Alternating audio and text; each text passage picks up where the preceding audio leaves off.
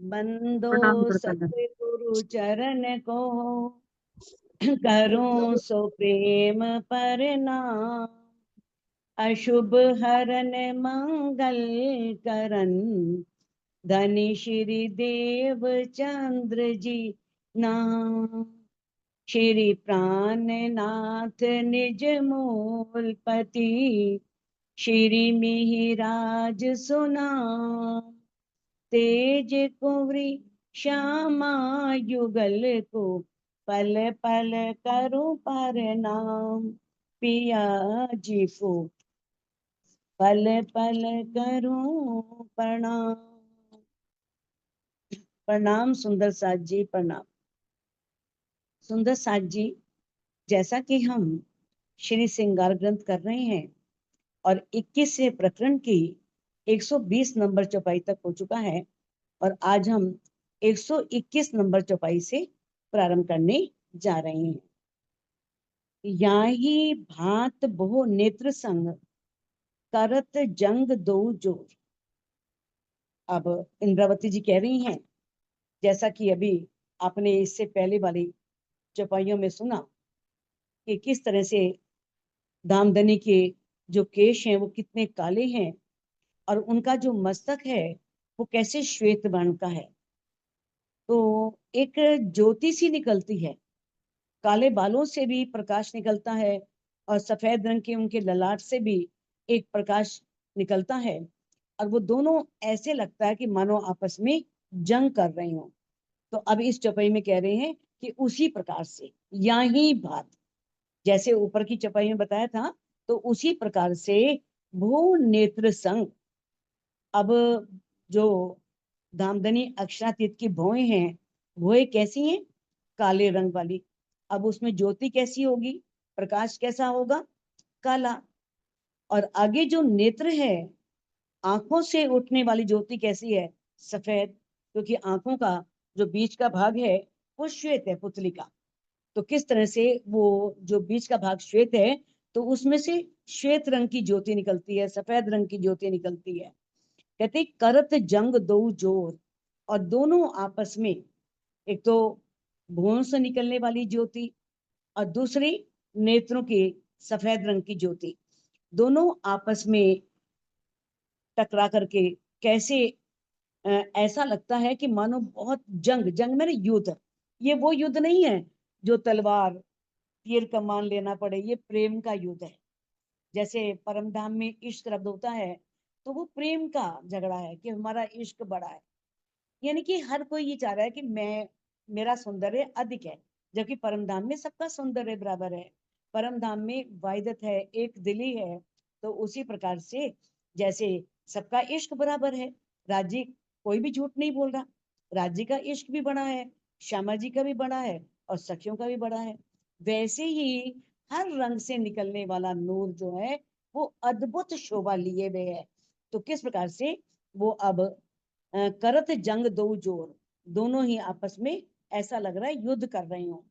स्याह उज्जल सरभर दो, चली चढ़ी टेढ़ी अनी मरोर। स्याह उज्जल, स्याह मैंने काला, और उज्जल मैंने सफेद। तो जो काला रंग है और सफेद रंग है, सरभर दो, दोनों बराबर, दोनों की शोभा बराबर है। चली चढ़ी टेढ़ी अनी मरोर, और उनमें से निकलने वाला जो प्रकाश है वो ऐसा लगता है मानो मरोड़ खा करके, अनी मरोड़, मरोड़ खा करके भों, और जो भोए हैं और नेत्र हैं उनके बीच में जो कोना है, कोनों तक वो शोभा बढ़ती चली जा रही है। कहते चली चढ़ी टेढ़ी अनी मरोड़। चली मैंने शोभा, चली मैंने चल रही है, चढ़ी मैंने ऊपर की ओर चढ़ रही है। टेढ़ी अनी मरोड़, मरोड़ खा करके कैसे भौं और नेत्रों के बीच में कोने तक वो शोभा बढ़ती चली जा रही है। तो आंखें और भौं जो हैं उनकी जो आकृति है वो नूरी ज्योति भी उसी के जैसा जो उनका शोभा है, और उसके अनुकूल ही वो शोभा भी आकार धारण कर लेती है, अंगों के अनुसार। जैसे अंग हैं, अंगों के अनुसार शोभा भी जो है वो ऐसा आकार धारण करती है।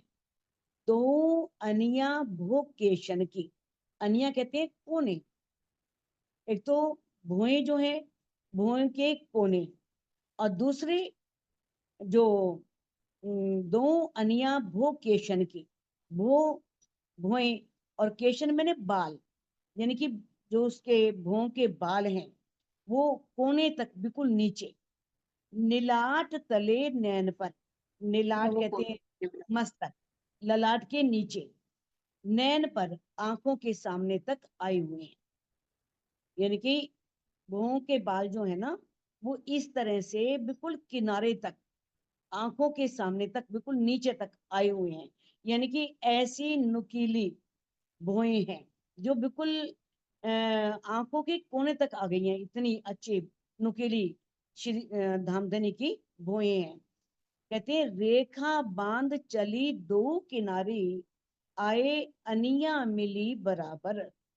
अब रेखा बांध चली दो किनारे, दो किनारी मैंने पलके, जो दोनों पलके हैं, पलकों के जो किनारे हैं उसे जिसे बरोनिया बोलते हैं। पलकों के जो बाल होते हैं ना बरोनिया, तो उनमें बाल हैं, बरोनियों के बाल, वो ऐसे हैं कि वो भी कोने तक आ रहे हैं। ऐसी बड़ी बड़ी पलके जो कहते आए अनिया मिली बराबर, यानी कि वो दोनों नेत्रों की रेखाएं, नेत्रों की रेखाएं, भुओं की रेखाएं, और किस प्रकार से जो बरोनियां हैं, पलके हैं, वो भी इतनी लंबी हैं कि वो आकर के एक समांतर रेखा के समान लग रही हैं। यानी कि इतनी सुंदर उनकी शोभा है। उनकी बहुत ही नुकीली भुएं बिल्कुल नीचे तक, और आंखें जो हैं वो भी बहुत यानी कि बहुत सुंदर, तिरछी सुंदर आंखें, और वो भी उसके कोने जो हैं वो बहुत ही यानी कि आगे तक मिले हुए हैं। और ऐसी बरोनियां पलके भी इस तरह से आगे समांतर रेखा में मिली हुई हैं। यानी कि बहुत सुंदर दामदनी अक्षरातीत की बोएं, उनके नेत्र और पलकों की बरोनियां सभी बहुत सुंदर हैं। दो नेत्र किनारी शोभत, घटबड़ कोई न केश। अब जो दोनों नेत्र हैं धामधनी के, तो किनारी शोभित, उसके पलकों के जो किनारे हैं, पलकों के किनारे को बोलते हैं बरोनिया, तो उनके बाल, बाल जो हैं बहुत सुंदर लग रहे हैं। घटबड़ कोई न केश, वहां ऐसा नहीं है कि कोई बाल लंबा है कोई छोटा है। जैसे आपने श्री जी अभी धामधनी के केशों के बारे में सुना था कि किस प्रकार से उनके केश भी जो कानों के नीचे गर्दन तक हैं कैसे बराबर हैं, कोई छोटा बड़ा नहीं है, एक साथ। यानी कि वो प्राकृतिक शोभा है, शुरू से बनी हुई है। ये नहीं कोई वहां पर बाल किसी ने काटे हैं, बालों को बहुत सुंदर रूप दिया है, वो प्राकृतिक रूप से ही इतने सुंदर हैं। यानी कि घटबड़ कोई न केश, कोई बाल भी जो है बरोनी का छोटा बड़ा नहीं है। उज्जल शाह दो लरत है, कोई दे ना किसी को रेस। कहते हैं उज्जल शाह, उज्जल कहते हैं सफेद रंग, स्याह बोलते हैं श्याम वर्ण, काला रंग। तो दोनों जो हैं वो किस प्रकार से जो आपस में उनकी जो कांति निकल रही है, आभा निकल रही है, एक प्रकाश सा निकल रहा है, वो दोनों आपस में जंग कर रहे हैं, लड़ रहे हैं। कोई दे ना किसी को रेस, कोई भी किसी को हार, कोई भी हार मानने को तैयार नहीं है। परम धाम में कौन हार मानेगा, सब बराबर है। तो कोई हार, यानी कि सबकी शोभा बराबर है, कोई किसी की शोभा को कम नहीं कर सकता, किसी की शोभा कम नहीं है, तो कोई भी हार मानने को तैयार नहीं है। तो इस प्रकार से नेत्रों की जो सफेदी वाला भाग है, जो उससे श्वेत रंग की आभा निकल रही है, और पुतलियों से काले रंग की, तो दोनों की, यानी कहने का भाव यह है कि धामधनी अक्षरातीत के प्रत्येक अंग से एक नूर निकलता है, एक प्रकाश निकलता है। तो वो नूरी आभा निकलती, काले रंग से काली और श्वेत रंग से श्वेत। और किस प्रकार से वो आभा बहुत अद्भुत प्रतीत होती है, बहुत सुंदर प्रतीत होती है। तिलक नीलाट न किन किया, असल बन्यो रोशन। अब धामधनी अक्षरातीत के मस्तक पर, नीलाट में नहीं मस्तक, मस्तक पर जो तिलक लगा हुआ है वो ऐसा नहीं किसी ने बनाया है, किसी ने मस्तक पर तिलक लगाया है। असल बन्यो रोशन, वो तो अनादि काल से, यानी कि जैसे धामधनी अक्षरातीत अनादि है, परमधाम अनादि है, इब्तदाई है, मूल से है, शुरू से है, वैसे ही तिलक भी माथे पर बना हुआ है अनादि काल से, अनादि रूप से। कोई उसका ये नहीं कि अभी कब लगाया है, सुबह लगाया है या अगले दिन कैसे, यानी कि वो अनादि रूप से उनके माथे पर बना ही हुआ है। कई रंग खूबी खिन में, खिन में मैंने एक पल में, एक पल में कई रंग, खूबी मैंने रंगों की विशेषता, ये खूबी है वहां की कि वहां पल पल रंग बदलते हैं, पल पल, एक मिनट में, एक सेकंड में कोई रंग होता है, दूसरे सेकंड में कोई और रंग। ऐसी कपड़ों का, ऐसी वस्त्रों का, ऐसी आभूषणों का, सभी के रंग जो है वो इस तरह से बराबर होते हैं। कई रंग खूबी खिन में, एक पल में कई रंगों के अंदर अनेक प्रकार की शोभाएं झलकती है। शोभा गिनती होए न किन, धामधनी की किस, धामधनी अक्षरातीत के परम धाम की किसी चीज की भी शोभा का वर्णन नहीं किया जा सकता। ये तो साक्षात धामधनी के अंगों का वर्णन हो रहा है।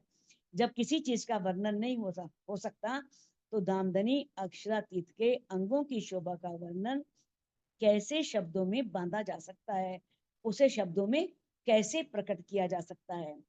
देह इंद्री फरेब की, देखत इल्लत फना। देह इंद्री, देह मैंने जो ये हमारा इस संसार में, इस माया के संसार में जो हमें ये तन मिला है, माया का तन मिला है, इसकी इंद्रियां जो हैं वो तो फरेब है, छल है, कपट है, फरेब की हैं, सब में धोखा है, छल है, कपट है। देखत इल्लत फना, फना मैंने ये नश्वर ब्रह्मांड, नश्वर जगत, तो इससे तो नश्वर जगत को ही देखा जा सकता है।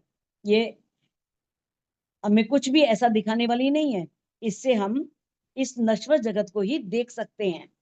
कहते सो क्यों कहे बका सुभान मुख, तो हमारी ये इंद्रियां, ये जिह्वा भी तो यहीं के तन की है, इसी संसार की है, तो ये जिह्वा भी जो है वो किस प्रकार से बका सुभान मुख, अखंड परम धाम में रहने वाले जो हमारे अखंड धामधनी अक्षरातीत हैं, उनके मुख की शोभा को कैसे वर्णन किया जा सकता है।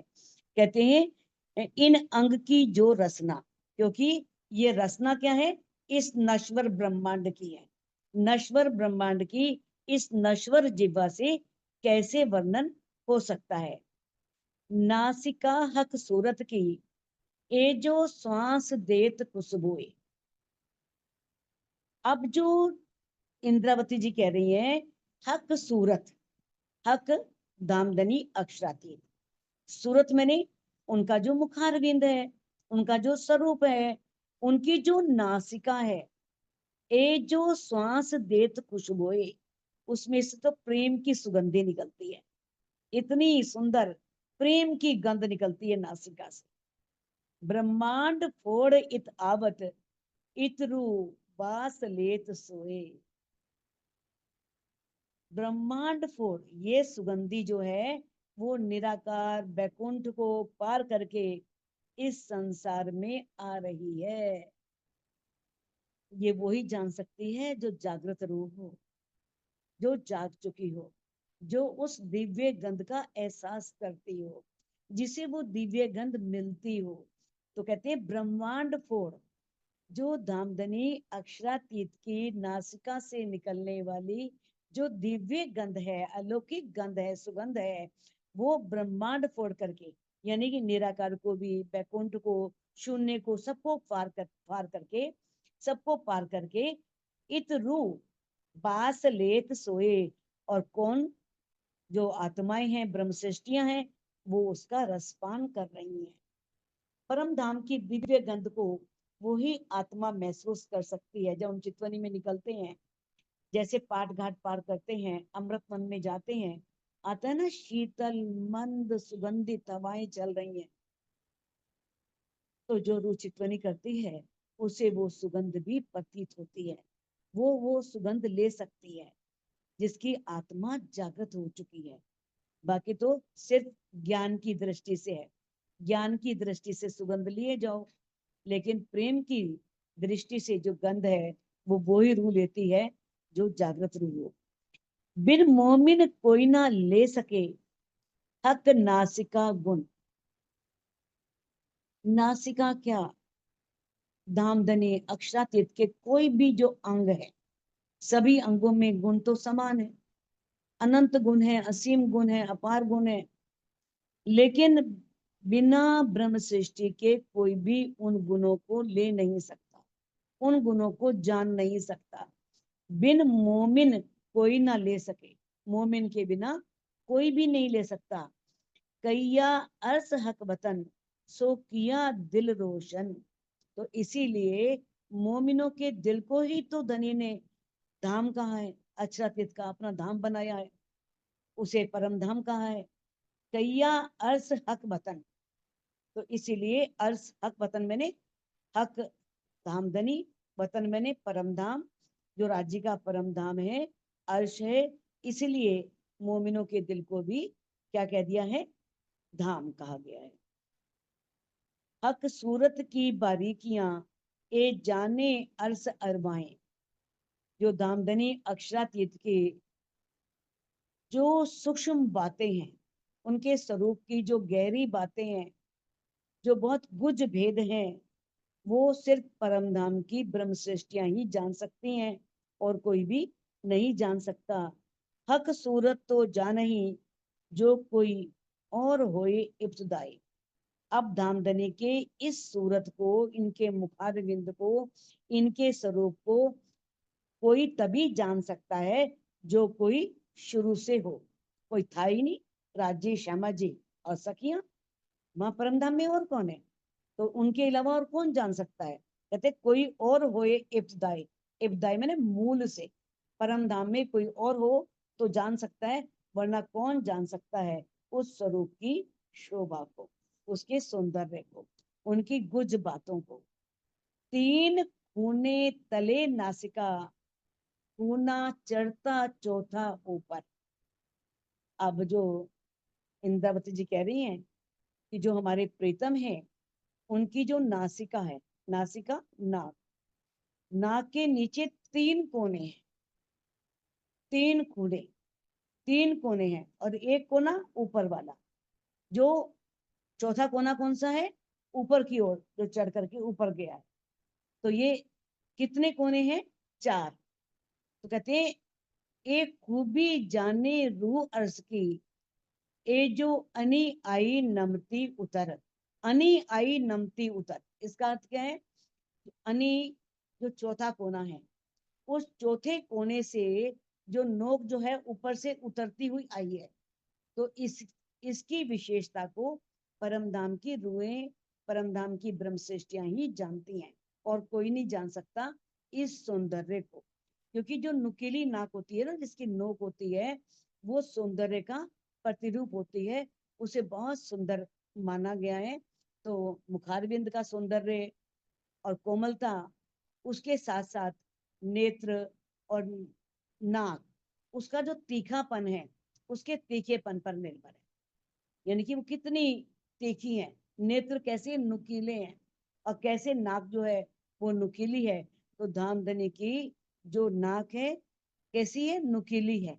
तो उनका सौंदर्य आत्माओं को अपने प्रेम में डुबो देता है, आत्माएं उनके प्रेम में डूब जाती हैं। तो इतनी सुंदर दामदनी अक्षरातीत की नासिका है। दो छिद्रों के गिरदवाए यो पांखड़ी फूल कटाओ। अब जो दामदनी अक्षरातीत की नाक है ना, नासिका, उसके दो छिद्र हैं। नाक में दो छिद्र होते हैं, है ना? और उसके गिरदवाए में चारों ओर पांखड़ी फूल कटाओ। फूलों की पंखुड़ियों जैसी शोभा आई है, जैसे फूल की पंखुड़ियां। कैसे? दो छिद्रों के बीच अनी आई जो नासिका, दो छिद्रों के बीच में ऊपर की ओर जो नासिका की नोक आई है, जो नासिका की नोक आई है, कहते हैं ए मोमिन जाने मुख भाव। तो उसके द्वारा मोमिन जो है दामदनी अक्षरातीत के मुख के भावों को जानते हैं। कहने का भाव यह है कि नेत्र और नासिका के भाव संकेतों से उसे, यानी कि मुखार बिंद के भावों को इनके संकेतों से जाना जा सकता है। यानी कि इस प्रकार से रूह जो है उनके भावों को जान लेती हैं। तो क्या है, दो छिद्रों के गिरदवाए, दो जो नासिका के छिद्र हैं, गिरदवाए मैंने चारों ओर। ये आगे आपको क्लियर होगा, अभी इसमें क्लियर नहीं हो रहा। आगे की चौपाई में स्पष्ट किया है कि वो फूलों की पंखुड़ियां कैसे बनी हैं। तो कहते हैं कि वो ऐसा लग रहा है मानो फूलों की पंखुड़ियां, ऐसी शोभा आई है। और दोनों छिद्रों के बीच में जो ऊपर की ओर जो नाक की नोक आई है ना, तो उससे जो मोमिन है धनी के मुखारबिंद की भावों को जान लेते हैं। इन अनिये और अनी मिली, तिन उतर अनी हुई दोए। अब नासिका की जो नोक है, तो नोक वाले कोने से उतर कर, जैसे इस नासिका के इस आगे के कोने से उतर करके जब नीचे आते हैं, तब नीचे के दोनों कोने मिल जाते हैं। यानी कि एक कोना तो ऊपर से उतर के आया, और दो कोने जो है नीचे, वो आपस में इस तरह से मिल जाते हैं, दोनों कोने मिल जाते हैं। किनार तले दो छिद्रों के, अब इन दोनों कोनों के दो कोने हैं ना, इन कोनों के किनारे के बीच में छेद आए हैं। शोभा लेत अतिशोई, जिसकी शोभा बहुत ही अधिक है। कहते हैं नासिका की नोक के नीचे दाएं बाएं के दोनों कोने मिल जाते हैं। इस प्रकार से नासिका के दोनों कोने और मध्य भाग की एक रेखा में हो जाते हैं। मध्य भाग और दोनों कोने आपस में मिल जाते हैं, और दो छिद्र जो हैं वो उनमें दिखाई देते हैं। दो छिद्र तले अधुर ऊपर, तीन बीच लाख कोने तीन। नासिका के जो दो छिद्र हैं, उन छिद्रों के नीचे अधुर ऊपर, जो ऊपर वाला होठ है, उस होठ के बीच में या बीच में जो गहराई है, इतनी, जैसे लाख की गहराई बताते हैं, इसी तरह से इस अधरों के बीच में भी एक गहराई है, बहुत गहराई आई है उसके अंदर। दो छिद्र तले अधुर ऊपर, दोनों छिद्रों के नीचे जो ऊपर वाला होठ है, उसके बीच में जो गहराई है लाख, कोने तीन, उसके तीन कोने, देखो एक दो तीन, नीचे भी तीन कोने बनते हैं ना, तो इस प्रकार से उसके तीन कोने हैं। कहते हैं सोई शोभा जाने इन अधुर की, जो हुए हुक्म आदि। अब इस शोभा को वही रूह जान सकती है जो राज्य के आदेश के, उनके हुक्म के नीचे आ गई हो, जो उनके इच्छा के अनुसार चल रही हो। जो माया में चल रही है वो क्या जानेगी, है ना। जो माया के आगोश में है वो इस सौंदर्य को कैसे जान सकती है। धनी की हुक्म पर चलना ही आत्मा की जागृत अवस्था को प्रकट करता है। यानी कि हम, धनी का हुक्म क्या है, परमधाम की पहचान करो, राज्य की पहचान करो, यही तो हुक्म है उनका। पहले हुक्म हुआ था, दिल में इच्छा ली थी, यहाँ भेज दिया। अब दिल में इच्छा कर रहे हैं, रूह आ जाओ परमधाम वापिस। अब वही इच्छा है ना, क्योंकि राज्य, क्योंकि वाणी क्यों लेकर के आए, इसीलिए वाणी लेकर के आए, ताकि रूहें मेरे स्वरूप को, श्रृंगार को, शोभा को, परम धाम को, 25 पक्षों को जाने, और उनके अंदर एक उसके प्रति दर्द पैदा हो। अरे वो सुख कहाँ गए हमारे, इतने सुख हम परम धाम में लिया करते थे, और किस प्रकार से वो दोबारा उन्हें उनकी याददाश्त वापिस आए, और वो परम धाम को और पार ब्रह्म को याद करें। तो ये धनी का, धनी की इच्छा से ही वाणी उतर रही है, वरना इंद्रवती जी कहाँ उतार सकती हैं। वो तो कहते हैं कि उन्होंने कहा है ना कि मेरे मुख से तो एक लुगा भी नहीं निकल सकता, ये धनी दिल में बैठ करके कहलवा रहे हैं, तो मैं कह पा रही हूँ। तो राज्य के होठों की इस शोभा का रसपान ऐसी जागृत आत्माएं ही कर सकती हैं जो वास्तव में जाग चुकी हैं। और तले जो अधुर दो जोड़ शोभित जो मुख, और तले जो अधुर दो और नीचे का होठ जब ऊपर वाले होठ से मिलता है, जोड़ शोभित जो मुख, जोड़ मैंने मिलना, जब नीचे वाला होठ ऊपर के होठ से मिल गया तो उस समय मुख की शोभा बहुत अधिक, बहुत सुंदर प्रतीत होती है। रेखा लाल दो शोभित, दोनों होठों की दो लाल रेखाओं के समान दोनों सुशोभित होती हैं, यानी कि नीचे और ऊपर दोनों अधुर जो हैं इतने लाल हैं और दोनों की शोभा समान प्रतीत हो रही है। रू देख पावे अति सुख, रूह उसे देख करके बहुत सुख प्राप्त करती है, उसे बहुत आनंदित होती है, उसे आनंद प्राप्त होता है। तले अधुर के लाख जो, अब होठों के नीचे जो लाख है, गहराई है, अब कहते हैं तले अधुर के लाख जो, नीचे वाले होठ की गहराई में, और जो कोना है ना, मुख बराबर अनितेन, नीचे की ओर जो कोना आया है ना, वह भाग मुख के बराबर ही दिखाई देता है, बिल्कुल मुख के बराबर। नीचे जो गहराई है उसका जो कोना है वो किस प्रकार से मुख के बराबर समान प्रतीत होता है। सेत बीच बिंदा कुसरंग, अब ये क्या है, धामधनी जो है वो कैसे हैं, गौर वर्ण के, बहुत गौर वर्ण है उनका, गोरी गोरी उनकी ठुड्डी है उसके ऊपर, और होठ के नीचे के भाग में क्या है, गहरे लाल रंग के बेंदे के समान शोभा आई है।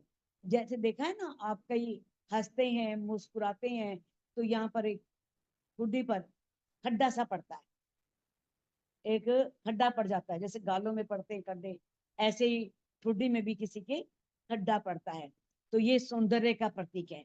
तो किस प्रकार से ठुड्डी के ऊपर होठों के नीचे के भाग में जो गहरे गहरे लाल रंग का बेंदा कहाँ है, उस खड्डे को जो यहाँ पड़ता है, तो इस प्रकार से राज्य के मुखारबिंद की इस शोभा को, ए मुख शोभा जाने मोमिन, इस मुख की शोभा को मोमिन ही जानते हैं। तो सुंदर साथ जी धामधनी अक्षरातीत ने इंद्रावती जी के धाम हृदय में बैठ करके कितनी बारीकी से एक एक अंग के सौंदर्य का वर्णन किया है। अब तो ये रूह को देखना है कि किस तरह से इस सौंदर्य को पढ़ करके अपने दिल में उतार करके चितवनी में अपने अंदर की नजरों से उस शोभा को निहारना है। कैसे नासिका है, कैसे उसके चार कोने हैं, कैसे ऊपर वाले होठ के भी किस प्रकार से बताया है कि बीच में गहराई है और उसके भी तीन कोने हैं, और कैसे नीचे जो अधुर के नीचे भाग है उसमें भी एक लाख है, गहराई है, और ठुड्डी में कैसे एक बहुत सुंदर बेंदे के समान, यानी कि श्वेत रंग में लाल रंग का माना है उसको, यानी कि ठुड्डी में भी लाल लालिमा है, और वो एक बहुत सुंदर, वो सौंदर्य अद्भुत ही प्रतीत हो रहा है। तो इस सौंदर्य को अपनी अंतर्दृष्टि से चितवनी के द्वारा देखने की आवश्यकता है। रूहें इस सौंदर्य को अपने हृदय में, अब धामधनी ने श्रृंगार ग्रंथ निज बुद्ध का, निज बुद्धि से है, आगे भी आएगा, बात आएगी निज बुद्ध की सारी, कि किस तरह से कौन सी रूहें ले सकती हैं जिनके अंदर धामधनी अक्षरातीत स्वयं आ चुकी है। आगे आएगा तो वहीं हम करेंगे। इन तले गोर हरवटी जानो मुख सदा हसत, अब इसके नीचे बहुत ही गोरे रंग की ठुड्डी आई है, हरवटी बोलते हैं ठुड्डी आई है, और ऐसा लगता है राज्य का मुख हमेशा ही हंसता रहता है, यानी कि उस पर एक ऐसी भाव मुद्रा बनी रहती है जैसे वो प्रसन्नचित हो, आनंद में हो और हंस रहे हो। कहते हैं ये शोभा जाने अरवा अर्श की, इस शोभा को परम धाम की रूहें जानती हैं जिन दिल में हक बसत, जिस दिल में राजी निवास करते हैं। देखो राजी तो सबके दिल में है, सब रूहों के दिल में है, लेकिन यह है जिसने देख लिया है, उस शोभा को जान लिया है, अपने दिल को परम धाम बना लिया है, तो वही इश्क का आनंद ले सकती है, बाकी रूहें नहीं। निमक तो न्यारा है नहीं, लागत ना ही पल, अंदर तो है सही, पर दहा ना जाए बिना मिली। इंद्रावती जी ने कहा है कि वो एक पल भी हमसे न्यारा नहीं है, अगर उनसे मिलना हो तो एक पल भी नहीं लगेगा। कहते अंदर तो है सही, अंदर तो वो है। वाणी कह रही है हक नजीक सैरक से, कि राजी हमारी श्वास की नली से भी नजदीक हैं, अंदर तो है सही, पर दाज ना जाए बिना मिल। जो अंदर एक अग्नि जल रही है, उसके दीदार की, उसके दर्शन करने की, वो बिना मिले कैसे जा सकती है, जब तक उससे मिल ना ले। दाज ना जाए बिना मिल, जो रूह मिल लेती है उसी की वो अग्नि शांत होती है, वो ही वो आनंद ले सकती है। ये रंग कहे में इन मुख, पर किन विद कहूं सलू। ये रंग कहे में इन मुख, इंद्र से कहती हैं कि मैंने इस मुख के रंगों का वर्णन तो कर दिया कि वो लालिमा मिश्रित गोरे रंग का है, मैंने बोल दिया। पर अब पर किन विद कहूं सलू, ये कहना पर्याप्त नहीं है कि लालिमा मिश्रित गौर वर्ण है, वो इस संसार का नहीं है, इस माया के ब्रह्मांड का गौर वर्ण नहीं है। अब कहती है इंद्रावती जी, पर किन विद कहूं सलूक, उसकी सुंदरता के बारे में मैं किस प्रकार से कहूं कि वो लालिमा लिए हुए गौर वर्ण का मुखारविंद कितना सुंदर है।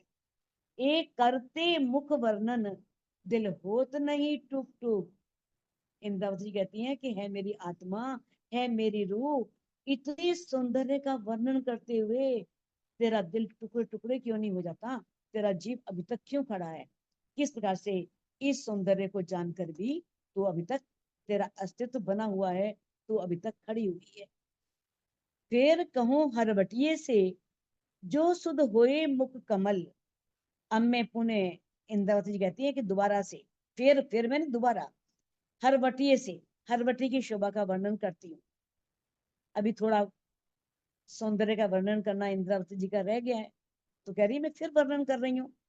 जो सुध होए मुख कलन कमल, जो धामधनी के मुख कमल की तुम्हें पूरी सुध हो जाए। धामधनी अक्षरातीत का मुखारविंद कमल के फूल के समान बहुत सुंदर है, नाजुक, बहुत नरमाई लिए हुए, बहुत सौंदर्य से परिपूर्ण है। हक मुख मोमिन निरखही, जिन दिल अरस अकल। इंद्रावती जी कहती हैं उस धामधनी अक्षरातीत के मुख को ब्रह्म सृष्टियां ही देखती हैं, जिनके दिल में अर्स अकल, परम धाम की वो निज बुद्ध आ गई है। और धनी ने कहा है निज बुद्ध आवे आज्ञाए, तोलो न छूटे मोह। आत्म तो अंधेर में, पर बुद्ध बिना बल ना हुए। निज बुद्ध कैसे आती है, के आदेश से आती है, दान देने के हुक्म से आती है। निज बुद्ध आवे आज्ञाए, तोलो न छूटे मोह। ये मोह तभी छूट सकता है जब निज बुद्ध आती है। और निज बुद्ध कब आती है, जब धनी चाहते हैं। धनी कब चाहते हैं, जब एक रूह चाहती है। बड़ी आंकड़ियां हैं, लेकिन आंकड़ी है नहीं, समझ में आने की बात है बस। क्योंकि राज्य का हुक्म कुछ नहीं है, राज्य रूह के दिल की इच्छा, जो रूहों ने दिल में लिया, राज्य ने उसे हुक्म मान लिया कि अब पूरा करना है। अब रूहों को दिल में लेना है, तो राज्य का हुक्म बन जाएगा। जब रूह दिल में लेती है, तब राज्य के लिए हुक्म बन जाता है कि इस रूह को अब ये सब सुख देने ही देने। तो कहते हैं हरवटी गोर मुख मुतलक। अब हरवटी जो है, ठुड्डी है, वो बहुत गौर वर्ण की है। मुतलक मैंने निश्चित रूप से, कोई शक नहीं इसके अंदर, निश्चित रूप से वो बहुत ही गौर वर्ण की है।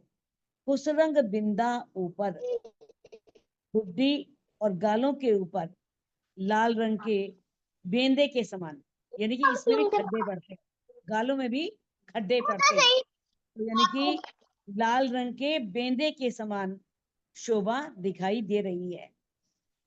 बीच लाख तले अधुर, हाँ, बीच लाख तले अधुर। अब जो होठ है और उसके नीचे की जो गहराई है, अब गहराई वाले भाग में फूलों की 4 पंखुड़ियों की शोभा आई है, यानी कि इतनी गहराई है कि किस प्रकार से वो 2 होठ जो हैं वो लाल रंग के हैं, वो भी 2 पंखुड़ियां बन गई, और नीचे भी जो शोभा आई है वो ऐसा लगता है कि मानो 4 पंखुड़ियों वाला एक सुंदर कमल हो, इतनी सुंदर है उसका लग रहा है। यानी कहने का भाव ये है कि नीचे वाले होठ के नीचे जो गहराई है ना, उस भाग को 2 पंखुड़ियों की शोभा बताई है, वो 2 पंखुड़ियां, और दोनों पंखुड़ियों का जो सिरा है वो मुख के दोनों कोनों को छू रहा है, स्पर्श कर रहा है, और उस भाग का रंग कैसा है, गोरा।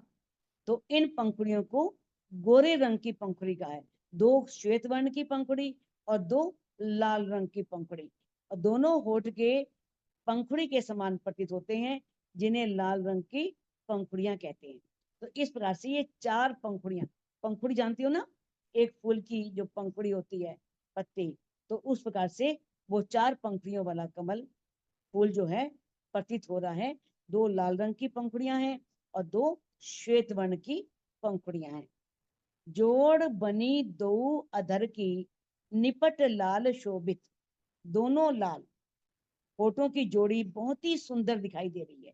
जोड़ बनी 2 अधुर की, 2 अधुर मैंने दोनों होठों की जो जोड़ है, यानी कि उनका जो 2 होठ हैं, दोनों होठ जो हैं उनकी जोड़ी बहुत सुंदर लग रही है। निपट लाल शोभित, निपट मैंने जिसमें कोई शक नहीं है, कोई संदेह नहीं है, वो बहुत सुंदर प्रतीत हो रही है, लाल रंग की। 3 ऊपर 2 पंखुड़ी, उसके ऊपर 2 पंखुड़ियां और आई हैं।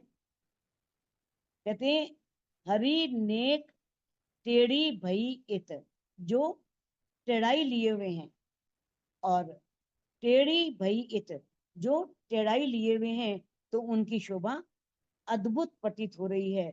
तो इस प्रकार से नामधनी अक्षरातीत के जो अधुर हैं वो बहुत सुंदर हैं, लाल रंग के हैं, और उसके जो ऊपर है वो भी इस तरह से गहराई लिए हुए है, और वो कोने तक वो उसकी शोभा गई है, तो उसको भी श्वेत रंग की 2 पंखुड़ियां कहा है, और जो ऐसे नहीं, वो इस तरह से टेढ़ाई लिए हुए, ऐसे टेढ़ाई लिए हुए हैं, तो बड़ी अद्भुत उन पंखुड़ियों की शोभा प्रतीत हो रही है। तो सुंदर साथ जी इस चौपाई को अनम्यूट करके आप दोहरा सकते हैं। जोड़ बनी 2 अधुर की, जोड़ बनी 2 अधुर की, जोड़ बनी 2 अधूर की, निपट लाल शोभित, निपट लाल शोभित, 3 ऊपर जो पंखुड़ी, 3 ऊपर जो पंखुड़ी, हरि नेक टेढ़ी भई इत, हरि हरि नेक टेढ़ी भई इत। तेरी बोलो श्री प्राणनाथ प्यारे की प्यारे जय, जय, बोलो श्री सद्गुरु महाराज महाराज की की जय।